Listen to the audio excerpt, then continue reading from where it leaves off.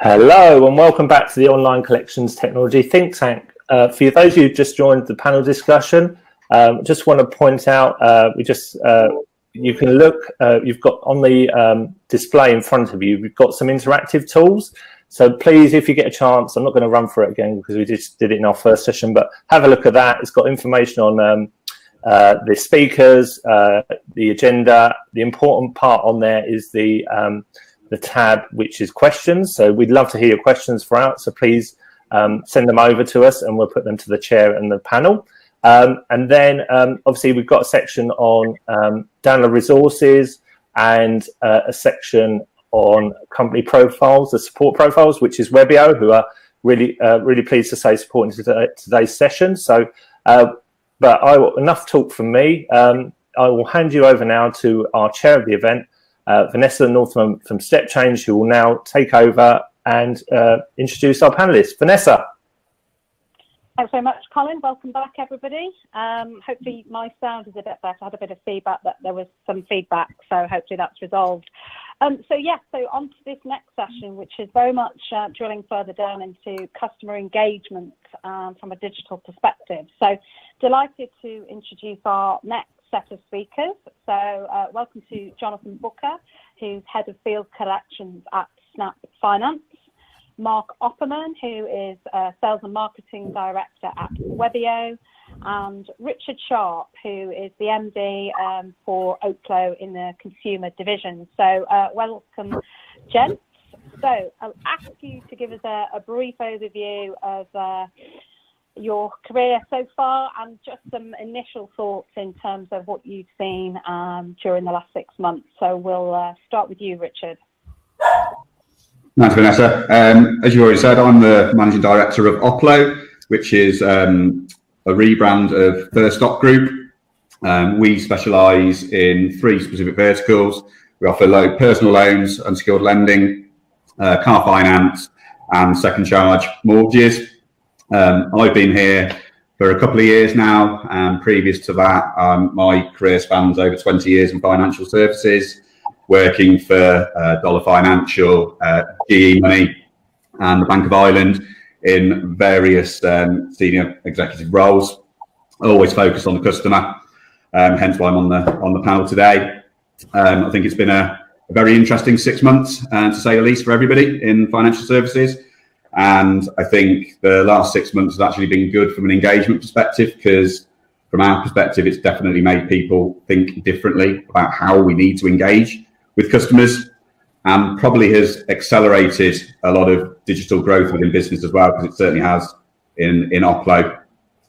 We've got a say within Oplo that we're here to power people's potential, and the way that we do that will be through effective customer engagement that we'll come on to later on into the session. But I'd like to thank everybody for coming on, and be very interesting to give you my views later on. Thank you very much. And now Jonathan. Thanks, Vanessa. Yeah, my name's Jonathan. I work for Snap Finance, and we're a point of sale finance company in the UK, and we focus mainly on the near prime and subprime demographic, and we partner with bricks and mortar retailers across the UK and also online, and we look at financing needs-based products through those relationships that we have. Our collections journey really has changed quite recently. I don't know if it was like luck or divine intervention, but we reached out to Webio back end of last year, looking really to use digital as a leveraging tool, because we have some quite ambitious growth targets for the next few years. And luckily for us, it's been an absolute godsend for this year for different reasons, really. It's been an interesting 9-10 months. But I think we've come out of it really well. Our engagement levels are high, our KPIs are doing very well, and I think mainly that's down to our integration with Webio and pushing digital as our frontline communication channel to customers. So we have a bigger sister company in America who's a lot bigger than us, and this is their first step into the European market. So it's all to play for, and glad to be here this morning. Thank you. Great stuff. Well, the man who needs no introduction, therefore, is Mark Offerman from Webio. So welcome, Mark. Thank you, Vanessa. And to answer your question, Jonathan, it had to be divine intervention rather than pure luck. So thanks very much. So my background, gosh, over the past 20 years, it's really all been in technology companies, everything from being a main distributor of Plantronics headsets to voice messaging. I'm one of the co-founders of Webio, and really what we've seen is, if we go back a number of years, the whole concept was where the market was going from the point of view of all the different channels that we see today. And really what we focus on today really is all about sort of supercharging that customer engagement. We work particularly in the area of credit collections and payments. And we work with a range of different companies, everything from let's say retail, financial services, utilities, some of them being, say, Very.com, Hoist Finance, Anglian Water, Snap Finance being one, and Oplo being one as well. And I think really what we've seen is the whole concept of where customers are, they're more demanding now than ever. And there seem to be a growing disconnect between where customers are having conversations and where business is. And that really is the concept of Webio, that we sort of brand ourselves as the conversational middleware company. We sit in between the business and the customers, looking to connect them using all the different digital channels. And really sort of the key thing for us always is forget about the technology. Let's look at the metrics. What is the business trying to do? And taking that approach rather than just saying, isn't this clever technology? So as a company, we like to focus on metrics. And again, that's hopefully we'll get to share some of them with you later in the day. So thanks again. Thanks very much. Right, let's get into it. So let's start with you, Richard. Can you tell us how you've seen that customer engagement has altered in your organisation since lockdown? Yeah, I think behaviour's changed massively from March onwards. If I go back to March, when the pandemic first took hold, I think like a lot of businesses, we saw our phone lines and email channels absolutely explode with customers wanting to find out what they can do from a payment holiday perspective. I think we had the FCA guidance coming out in fits and starts for various products, obviously mortgages being the first. And we had to make some pretty quick changes internally to how we're going to engage with our customers and our staff. We were quite lucky. We were able to mobilise 90% of our staff to remote working within 24, 48 hours. And part of that saw us looking at different ways to engage more efficiently with our customers. Obviously, everybody ringing the lines at one time, we weren't staffed up for that. I don't think any business was. So for us, we were already engaged with Webio at looking at what we could do with some automated chatbots. And I think within 2 weeks of the pandemic taking hold and looking at the metrics of the business with the missed calls that we were having and the agents being bombarded with every other channel and customers showing a little bit of frustration really with not knowing what they can do and how they can do it. We launched a chatbot to begin with for people to take payment holidays across all of our products across the group. And the engagement absolutely flummoxed me. I knew that we would get some very good engagement from it. But we were getting in excess of 70% response rates to the chatbots for payment holidays. People took to it very, very quickly. And the first version that we launched through Webio, I think we changed that within 2 hours of the first glut of responses coming through due to unforeseen behaviour from customers, from the responses that we were getting. I think a lot of businesses have got into a comfort zone, especially within collections, where we always need to verbally speak to customers. And I think that's just something that's happened through the past 10, 20 years, that's really been one of the best mediums to to really evidence that you're treating the customers fairly. But actually, what we've found at Oplo is by utilising effective processes through the chatbots, you can give your customers a much better service. And what I mean by that is when a customer was ringing in for a payment holiday through the COVID pandemic, it's probably taking about 20 minutes to actually execute that for the customer. We were able to reduce that 20 minutes to a 2-minute chatbot process with the customer, where they would have got exactly the same output. We were able, more importantly, to get all the consents that we needed, all the evidence we needed through that chatbot. If I liken it to how I would like to interact with businesses, that you don't want to speak to people all of the time. However, it's very important that you have that opportunity if you need to. So for us, we've managed to escalate and accelerate our digital engagement with customers through chatbots and AI, but back it up with the human touch where is needed.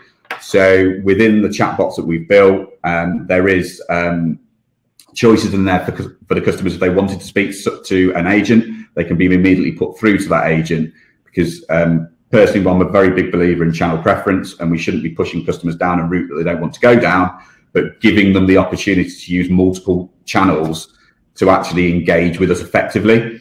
And what we actually made happen within our business was 60% of our engagement through the COVID first initial period through April, May and June was done via the chatbots that Webio set live for us. And what that enabled us to do from a speech perspective was spend more time speaking to the customers that really needed us to speak to them, to understand their circumstances and to make sure that we gave them the right output. So I think that the blend is very, very important. And I think a lot of businesses historically they've gone fully digital or they've gone fully speech. And I think for us at Oplo, it's having the digital capability, but not losing that human touch. And I think that's very, very important. And there's definitely a blend that we need to take care of moving forward. We've also, because of the success of the chatbots, we started launching them on other segments of our customer base, with ones that weren't engaging with us throughout COVID, that were in arrears, and we saw an improvement of 3x on the response rates through that medium against the traditional call.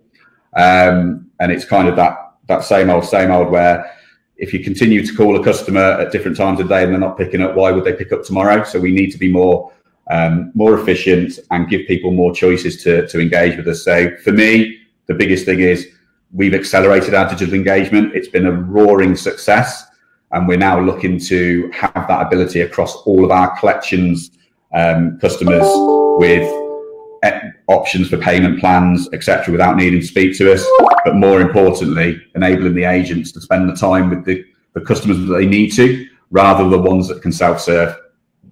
Yeah, I think it's great to see that initial uptake, because I think it was very much consumers had a real vested interest to engage, because obviously accessing the payment holidays.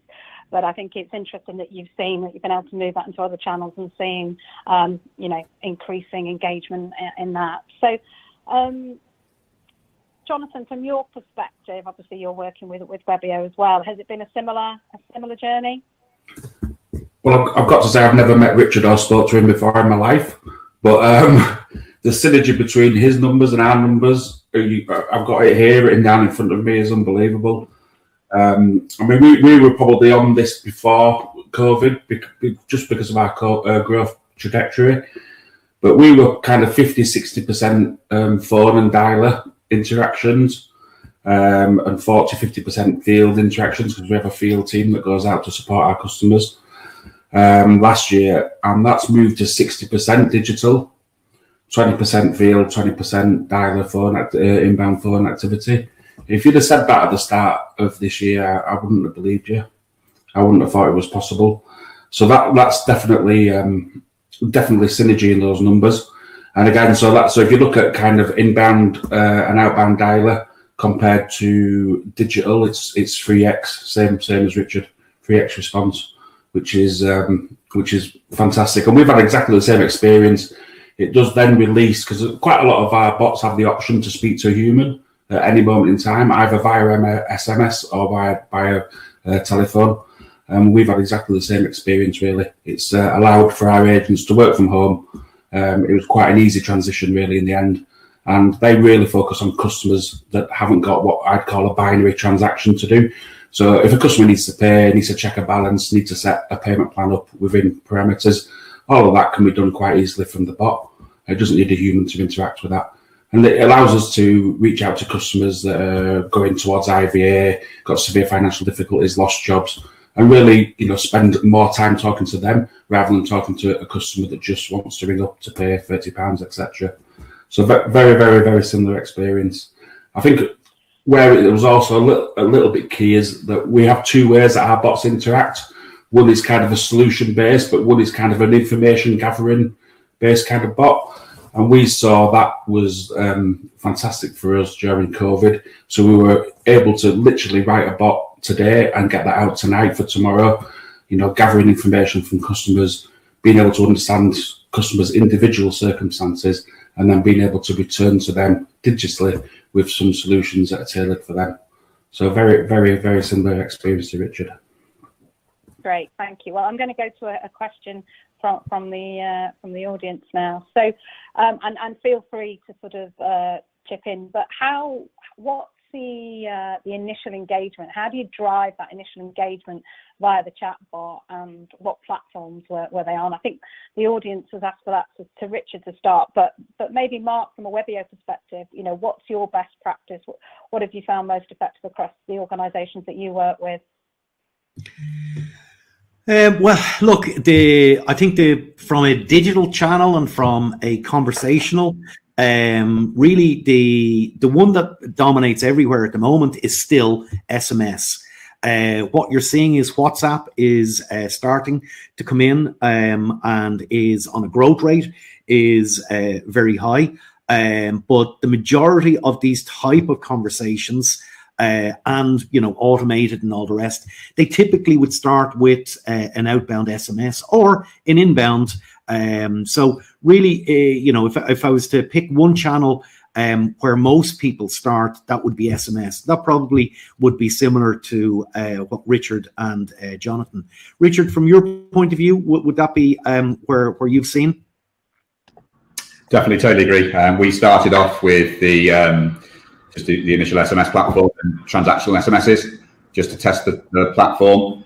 We're now moving on to other methods of communication via automated chatbots, web-based, and also utilising WhatsApp, which I think is a really interesting platform to be using moving forward. But I think there's quite a bit of segmentation to do before we move to that. From our experience, I would start with transactional SMS to begin with and see how your customer base interacts with that. Okay. So we'll start with the chat. So I want to move into a more broader area now. So how are you as organisations maintaining values using technology? So that the art of the conversation, that hearing the tone of consumers. How is technology and how are you using technology to maintain that, or are you? I think if I was to look at three aspects that I would say on how to, how does technology not lose the human contact? There would be three things I would say. It would be empathy, conversational, and the personal touch. And really, when you look at it, first off, empathy. Far too many times, people have seen the let's say, let's go everything digital. And it's been like a machine trying to engage with people. It's very matter of fact. Where actually you need to think about actually what circumstances are people in, trying to have some empathy with them. And it's a bit like if you were having a conversation with them either on the phone or in face to face, how would that conversation start? How would it continue on? And I think too quickly people jump to immediately your outstanding balance is this, you owe me this, and it's a very cold. Where if we can start to understand the position that customers are in, It's amazing how different that first off, that you're having a sensible conversation with somebody, you're recognizing that they may be in a difficult position. And the minute you start to recognize that, actually what you will see is that your engagement with these customers will go up. And the personal touch is something that, when somebody would say to you, give me a great customer experience that had a personal touch, we mostly all think of, well, I was in this shop and I had this customer service or the sales agent did read that. And it doesn't have to be that, because, let me think. For an example, you're having a conversation. So your agent could be having a conversation back and forth. It could be SMS, it could be WhatsApp, it could be any other channel that they're having a conversation back and forth. You get to the point where somebody maybe, say, can't pay the bill right now. But look, I'm getting paid next Friday, and I'll pay then. So there's a promise to pay. Now, something very simple, but again, it could add the personal touch. A reminder could go out. Now, this could be automated, but still, it would be a nice touch. Goes out with the agent's name to the person the morning of or the day before. Hi, John, just following up our conversation last week. You did promise me that you'd be able to sort this out. So even something simple like that can start to add a much more personal touch, and you can actually, that empathy. If you were, and I think people sometimes get caught up on the technology too much and don't think about the content. Because if you were to look at, and if you were to listen in to your best agent on the phone, the one that has the most impact within your business, I can bet you that they're probably having the best types of conversations with their customers. So if you were to use that mindset and continue it on, the technology is just an enabler. It's key. The content that you're actually going out to the customers with is that sort of empathy. It's that conversational, and it's adding that personal touch at all times. That would be my 2 pence worth on that. Thanks very much. Anything else to add in there? I think for me, I totally agree with you. I think the key word here is conversational, and the chatbots effectively are a medium for you to have a conversation with a customer. And it's also looking at how you can utilize other pieces of technology within your business to help drive that, to make sure you don't lose the human touch. A lot of businesses have speech analytics in at the moment. That's a great tool to be able to understand and follow up from what Mark was saying around how can we actually make this a conversation. Now, speech analytics is a great tool to help you do that. You can look at, most people just use speech analytics from a quality perspective. I actually think we should be using it as a conversational starter and listening and looking at what works well for our better agents. How do they get that rapport? And you can build a rapport through a chatbot by utilizing that. And more important, getting your staff involved with this as well, and asking them what works well and what doesn't work well, because effectively the chatbot will only work with the inputs you put into it, and those inputs have to come from the success that you have in your business. You're not going to be building a chatbot based on something that didn't work for you over a script on a call. So I think it's looking far wider than just the technology. I think most people have the answer within their businesses today. It's just finding the data to be able to push into the chatbot to make it a conversation. And I'll come back to the original point. It's the conversation that is the trigger here, and the enabler is the tech. Yeah. So its values being brought in very much from that conversation, utilising your experience that you've trained out into your advisors. Okay, thank you. We've had a question now from Jonathan at HSBC. So what type of forbearance solutions are being offered by non-voice channels? And how are you ensuring these are the right solutions to satisfy the regulator? Who'd like to start with that one? Yeah, I think I can start with that one. I think it's very much kind of Stephen Covey's principle, isn't it? First seek to understand, then be understood. So I think there's two ways to approach customers. You either present them with some options, or you open it out and take them down a process where you gather information. So from a forbearance point of view, you can write into your bots where a customer answers yes or no or goes in a different direction. And you can get the bot to do probably a better job than you can get a human to do it. I think we've seen that with compliance, where you're scoring a human over the phone for compliance. That everybody's human and the customer takes you off the direction and you don't do those 2 or 3 things that you should have done and you get scored down. Whereas we're not actually experiencing that with the bot. We're experiencing our compliance scores going up. And that's because the customer has to go through a journey. You don't want them to go through such a long journey that they disengage, but just enough to cover your compliance. So I think we've used it specifically for COVID. And really, we've looked at different types of questions to ask customers, and then we've given them 2 or 3 solutions at the end of that. So not only have we given a good customer experience, but I think from a regulatory point of view, we've got a very, very good compliance auditable trail that will justify the kind of forbearance we put in place. Yeah, I totally agree with Jonathan on that. I also think that you can add other elements to a chatbot easier than you can do through voice, that being integrations with open banking to ensure that we've got the right information of expenditure and income from the customers to ensure that we do come to the right options for them. There's certain circumstances that you're not going to be able to use a chatbot for, but that's where you need your agents to interact from a vulnerability perspective. But you can take them down a series of questions that the bot will identify that and then push that through to a voice conversation. But I think you can automate most of your forbearance options and be more compliant, as Jonathan has said, because it will only take you down the route that you need to once the answer has been given that you need.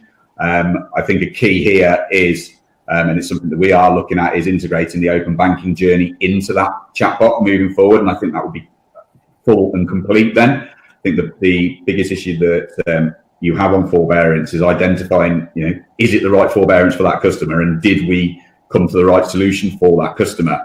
And if you look at it from a compliance perspective, there's a lot of QA on did you do the regulatory responsibilities correctly? Did you follow company policy? But more importantly, was that call effective? You could still follow you could be regulatory compliant and follow your business's policies, but that call may not have been effective. And I think that you can eliminate that through a chatbot, because you wouldn't put that in as an option for the customers moving through that. And if they did come to what we class as a T-junction decision, then that's when it would go to an agent. So I think it's far easier for a customer to engage through a chatbot from a forbearance perspective that actually protects the business and the customer. Okay, thank you for that. I want to put this next question to Mark. I'm conscious that we've got multiple sort of industries and sectors on the call today, not just from FS, so utilities, local government. So Mark, from your perspective in the work that you've been doing, how is that collections picture varying sector by sector, and from a tech perspective? Give me one I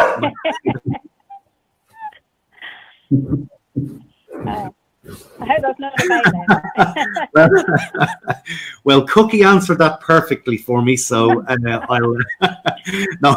Okay, so from the sector by sector, it is actually quite interesting. And again, if I was to look at that and trying to distill it down into one of the best practice is sort of carried to many different sectors. Now, there are obviously regulations in each sector that you need to be aware of. So rather than going into each and every one, that everybody would be familiar with what regulations they would need to work to. But the one thing is, best practice is right across. There are many things that we see. So when we talk about sort of the different forms of different channels to engage and stuff like that, what is better than something else? Actually, I normally would say, well, look, let's not talk about the technology first. What's the job to be done? So the job to be done could mean that you may only want to use one channel. The job to be done may need actually 3 or 4 channels. as both Jonathan and Richard sort of alluded to earlier. But when it comes to different sectors, to be frank, we don't see huge differences. But there are, should we say, if I take retail for an example, it's quite interesting the language that retail use, where there is a credit account that somebody would have, and there isn't the, let's say, the possibility of the service being turned off, where in retail it would be a case of where actually we need to balance we need to make sure that we actually get paid from the customer, but we also need to do it in such a way that we don't lose a customer. So it's that sort of trying to get that balance right. And actually, and we come back to the likes of the personalization, conversational is key in all of these situations, but even a simple thing, that personalization, making sure the language going out to people, say in retail, it's probably easier where there is different brands would have different age demographics, that the language that you'd use in the content would be slightly different if it was a very young audience versus a very old audience. So, you know, retail is that one example where, but then if you were to jump to financial services, you know, probably what we see is the language is a little bit more formal, and it needs to be. But again, it comes back to it's conversational. That, you know, if it is sensible and if it is a good content from a conversational point of view, it's going to work in every sector. So yes, there are some differences, but the differences aren't night and day. There is so many crossovers that it's probably 90 to 95% similar, and then that last between 5 and 10% is industry specific. But again, rather than me getting into all the different ways of doing it, you know, lots of people would know their industry, that deep dive, probably better than I would. So, you know, they would know that the difference is there. So there isn't huge differences, because ultimately, you know, everybody is trying to do the same job. So to say it's not, there isn't so many differences that you could actually say it's quite a wide spectrum. It's not. Yeah. At the end of the day, a consumer is trying to engage with an organisation, regardless whether it's water, credit card, retail, counter tax. They want that same sort of help and that same opportunity to share their situation and make an arrangement. Yeah, yeah. And it's that, I come back to that sort of personal touch, the empathy. And one thing that just on everybody has adopted it. Everybody is, you know, mobile first and digital customer journey. Now, lots of people, I would say, use that and say that we're adopting it. But actually, I think we're still a long way from truly tapping into the power of mobile.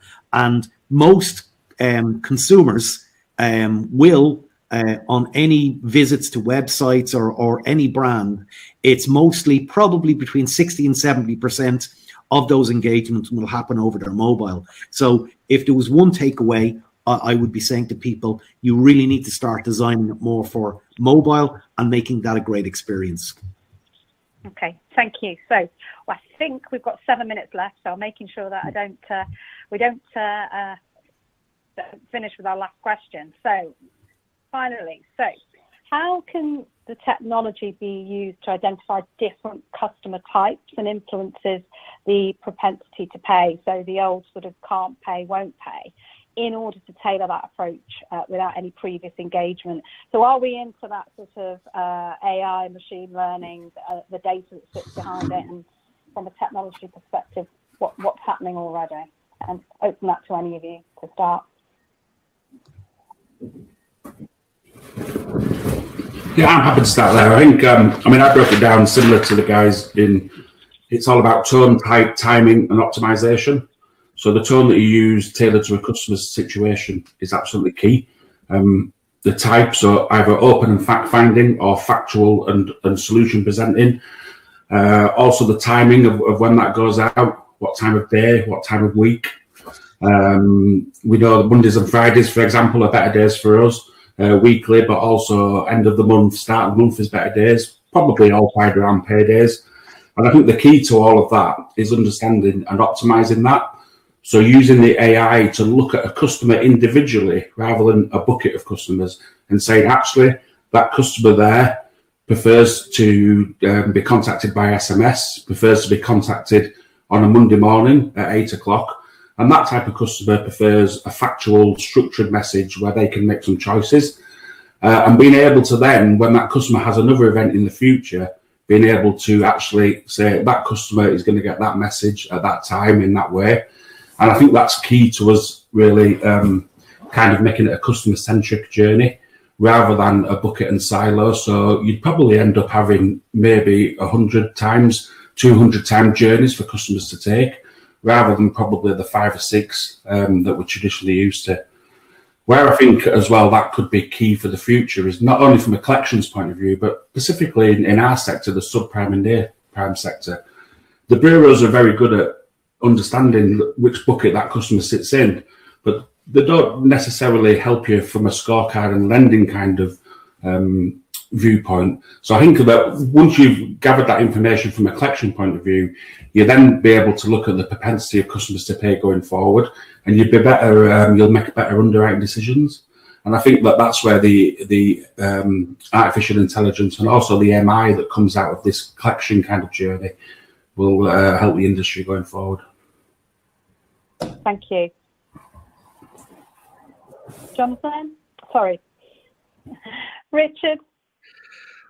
I agree with what Jonathan said. I think that some companies make the mistake of forgetting that collections isn't a journey on its own. We need to recognise where the customers have came from a originations perspective as well, and how they engage with us there. And it's about linking that. An end-to-end customer journey doesn't stop at a deposit of the customer's funds. It stops when the customer wants it to stop. And we need to link the front, the middle to the back. And I think if a customer has engaged with us at an origination from a digital perspective, why would we then ring that customer if they do then fall into unfortunate arrears for whatever reason that is? I'm a big believer in channel preference. I do it personally. I don't want to use the phone. I would like to use other digital medium. And I think as a business, we need to understand that if we personally don't like that, then we need to have that availability for the customers moving forward. And if we just ignore how we acquired that customer and what their last contact was with us and give them something different, then we're only ever going to get the wrong outcome for both the business and the customer. And I think it's just looking at the end-to-end for me is all the way through from application to the end of the life cycle of that customer and looking at what their last action was with you. I think that's really important. Thank you. And Mark? Yeah, from the whole, look, there's a long way to go on. If there was one big change over the COVID period was automation. And that's been massive, and it's nearly forced a lot of companies into this area. Then we're looking at really the acceleration of APIs, webhooks, and all those other clever bits of technology to bring more into the conversations. What we're seeing though in the whole NL area is that there is, let's say, the whole AI emotional content that will be able to generate sort of responses and what have you. That's some way off. So there's always any new technology, to be frank, it's overhyped. It under-delivers and then takes a long time to actually get there. One of the more, I'm going to say, more basic approaches that we've taken, we're not trying to, should we say, boil the ocean, that we're taking a step-by-step approach regarding this. And one of the things that we're doing is analyzing conversations within the Webio platform. We call it Propensity X. And really, what it's trying to do is identify from the conversation that's happening, looking back at the data on all the previous conversations, what's the most likely outcome. And you could say it's quite simple. It is. But it's incredibly powerful where, where this is operational. Within 3 utterances, you're scoring somewhere between 70 to about 84% accuracy within 3 utterances of the conversation being started. Now, that can help the agent, can just highlight to the agent the most likely outcome, or you could actually say, well, actually, we're going to now direct that conversation to a different place. We mentioned vulnerability earlier, dealing with customers compassionately and with empathy. But even as something like that is, that could identify potential vulnerability very early on in the conversation and immediately take that conversation out of the normal conversation stream and move it to a more specialized agent. So, rather than trying to be magic and it does everything, we're taking a sort of step-by-step approach, and we're seeing that simple of looking at the data, what's happened in the past, looking how the agents have tagged the outcome, and then as the conversations happen again, it's a bit like come back to your best agent in the business has been there for many years, and immediately as the conversation starts, they'll have immediately they could turn around to somebody beside them who's only started, and they could go, this conversation is going to end in such and such, and the new person would go, jeepers, how did you know that? And so the technology is sort of just trying to replicate that. It's looking at what's happened in the past. Now, that's the first step. There's many, many other things that will happen over the next coming years. So it's quite an exciting time for sure. But the one thing, and I come back to it, we've repeated it over and over, and this would be the conversational design, making sure that no matter how much automation or clever AI or ML is there, you have to have the ability to bring the agent into it, because ultimately, sometimes the right channel is getting the agent involved as well. So we're never going to get rid of the agent. All these other things will be able to help and optimize the business, but it's about what's the job to be done and making sure that you're using the right tools for that job to be done.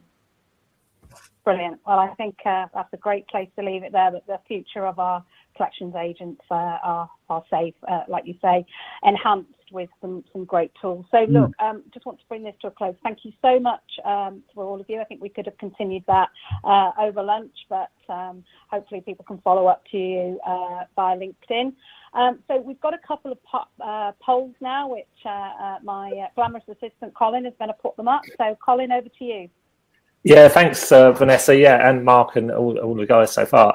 So just a couple of quick questions for you. So we want to know, prior to lockdown, which of the following channels, prior to lockdown, that's what I want to emphasise in this question, which of the following channels of engagement in your company finds the best results? They're all up there for you now. We've got calls, emails, SMS texts, conversational SMSs, such as WhatsApp and chatbots.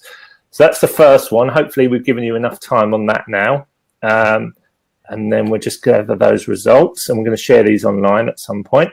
And then the second poll is coming up now, and it's just the same question, but all we want to know is, since lockdown, which of the channels of customer engagement did your company find generates the best results? So if you could all have a look at that really quickly, and I'll just round off for you there, and just I'll leave it on the screen, and say that I'd like to thank Mark, Jonathan and Richard for their time today. It's been really insightful, really interesting, and of course Vanessa for her chairing of the event. And we're going to end now, but what we're going to do, for people who want to stay with us, we're going to cover vulnerable customers and affordability in 11:45. So people need to log in and log out for that. You should have all the login details.